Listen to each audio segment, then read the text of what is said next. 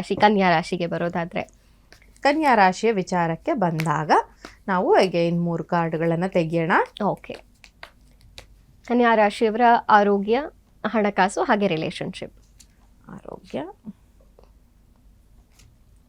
ಹಣಕಾಸು ಹಾಗೆ ರಿಲೇಶನ್ಶಿಪ್.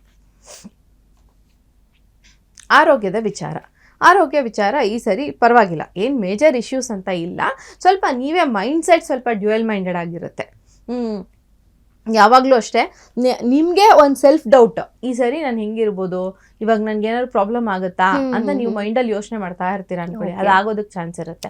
ಹಾಗಾಗಿ ಕೆಲವು ವೇಳೆ ಸ್ವಲ್ಪ ಮಾನಸಿಕವಾದ ತೊಂದರೆ ಆಗೋದಕ್ಕೆ ಅವಕಾಶ ಇರುತ್ತೆ. ಬಟ್ ಡೆಫಿನೆಟ್ಲಿ ತುಂಬಾ ದೊಡ್ಡ ಮಟ್ಟದ ಹೆಲ್ತ್ ಇಶ್ಯೂಸ್ ಈ ಮಂತಿಗೆ ಏನು ಕಾಣಿಸ್ತಾ ಇಲ್ಲ ಕನ್ಯಾ ರಾಶಿಯವರಿಗೆ. ಆದರೆ ಹಣಕಾಸಿನ ವಿಚಾರದಲ್ಲಿ ಬಂದಾಗ ತುಂಬಾ ಮೋಸ ಆಗೋದಕ್ಕೆ ಅವಕಾಶ ಇರುತ್ತೆ. ಅಂದರೆ ನೀವು ಕೊಟ್ಟಂತಹ ಹಣ ಬರದೇ ಇರುವಂಥದ್ದು, ಸಡನ್ ಚಾಲೆಂಜಸ್ ಬರುತ್ತೆ ನೀವು ಮಾಡೋಂಥ ಕೆಲಸದಲ್ಲಿ. ಯಾವುದೇ ರೀತಿಯ ಒಂದು ಪಾಸಿಟಿವ್ ಆದಂತಹ ಸೈನ್ ನಿಮಗೆ ಈ ಸರಿ ಕಾಣಿಸೋದಿಲ್ಲ ಅಂತ ಅನ್ಸುತ್ತೆ. ಮತ್ತೆ ನೀವು ನಂಬಿದಂಥವ್ರು ನಿಮಗೆ ಮೋಸ ಮಾಡಿ ಹಣವನ್ನು ದೋಚೋದಕ್ಕೆ ಪ್ರಯತ್ನ ಪಡ್ತಾರೆ. ಅದರಲ್ಲಿ ಅವ್ರು ಸಫಲ ಕೂಡ ಆಗ್ತಾರೆ. ನೀವು ತುಂಬ ಡಿಸ್ಟರ್ಬ್ಡ್ ಸ್ಟೇಟಲ್ಲಿ ಈ ಮಂತ್ ಕಳಿಬೇಕಾಗುತ್ತೆ.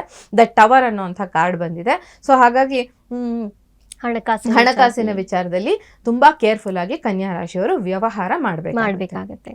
ಸೊ ರಿಲೇಶನ್ಶಿಪ್ ಅಂತ ಬಂದ್ರೆ, ರಿಲೇಶನ್ಶಿಪ್ ವಿಚಾರಕ್ಕೆ ಬಂದಾಗ ಎಮೋಷನಲಿ ಬ್ಯಾಲೆನ್ಸ್ಡ್ ಆಗಿದ್ದೀರಾ ನೀವು. ನಿಮಗೆ ಯಾವ ಗೈಡೆನ್ಸ್ನ ಅವಶ್ಯಕತೆನೂ ಇಲ್ಲ. ನಿಜ ಹೇಳ್ಬೇಕಂದ್ರೆ ಕಾಂಪ್ರಮೈಸ್ ಮಾಡ್ಕೊಳ್ತಾ ಇದ್ದೀರಾ. ನಿಮ್ಗೆ ಇದು ಪಾಸಿಟಿವ್ ಆಗಿದೆ ಅಂತ ಅನ್ಸಿದ್ರೆ ಪಾಸಿಟಿವ್ ಮಾಡ್ಕೋತೀರಾ, ಇಲ್ಲ ಅಂದ್ರೆ ಕಾಂಪ್ರಮೈಸ್ ಮಾಡ್ತೀರಾ.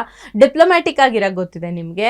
ನೀವು ಯಾವುದನ್ನ ಬೇಕಾದರೂ ಹ್ಯಾಂಡಲ್ ಮಾಡೋದಕ್ಕೆ ರೆಡಿ ಇದ್ದೀರಾ. ಹಾಗೇನೆ ಕಂಟ್ರೋಲ್ಡ್ ಆದಂತಹ ಬಿಹೇವಿಯರ್ ರಿಲೇಶನ್ಶಿಪ್ ಅಲ್ಲಿ. ಆ ಕಂಟ್ರೋಲ್ ಇದ್ದಾಗ ನಿಮಗೆ ಯಾವುದೇ ರೀತಿಯ ಮೇಜರ್ ಇಶ್ಯೂಸ್ ಬರೋದಿಲ್ಲ. ಬಟ್ ನಿಮ್ಮ ರಿಲೇಶನ್ಶಿಪ್ ಅಲ್ಲಿ ನಿಮ್ಮ ಪಾರ್ಟ್ನರ್ ಏನಿರ್ತಾರೆ ಅವರು ನಿಮಗೆ ಸಪೋರ್ಟಿವ್ ಆಗಿ ಕೂಡ ಇರೋದಕ್ಕೆ ಅವಕಾಶ